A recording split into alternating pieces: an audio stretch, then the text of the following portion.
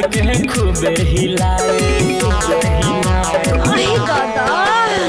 सखी रे सैया जी लागे हेंगारे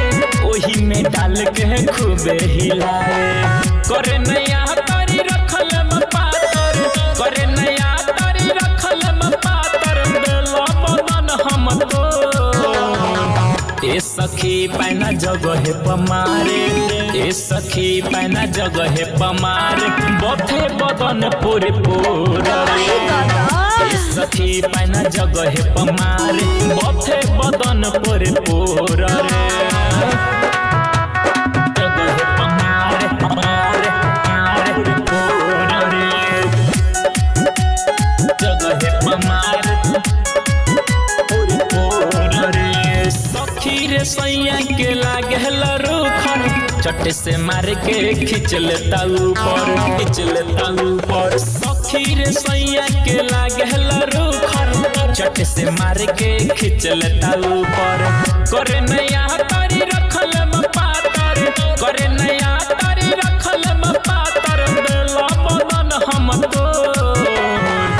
ए सखी पैना जगह पमार बथे बदन पूरे पूरा रे ए सखी पैना जगह पमार बथे बदन पूरे पूरा रे जगह पमार पमार पमार पूरा रे जगह पमार पूरे पूरा रे जगह पमार सखी रे सैया जी बाबे खिलाड़ी दिया बुता के उफार देता सारी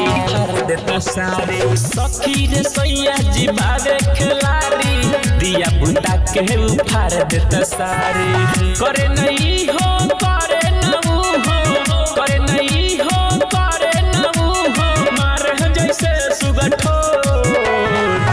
ए सखी पैना जगह पमार बथे बदन पूरे पूरा रे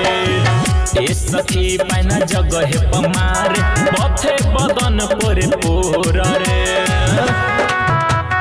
जगह पमार पमार पमार पूरा रे जगह पमार पूरे पूरा रे राखी श्रद्धानी पड़ल बाहर पीछा पूरा न होई कबो सोनू के इच्छा राखी श्रद्धानी पड़ल बाहर पीछा पूरा न होई कबो सोनू के इच्छा एकर न दोष बा ओकर न दोष बा एकर न दोष बा ओकर न दोष बा अचार खलो तनी थो ए सखी पैना जगह पमार बथे बदन पूरे पूरा रे ए सखी पैना जगह पमार बथे बदन पूरे पूरा रे।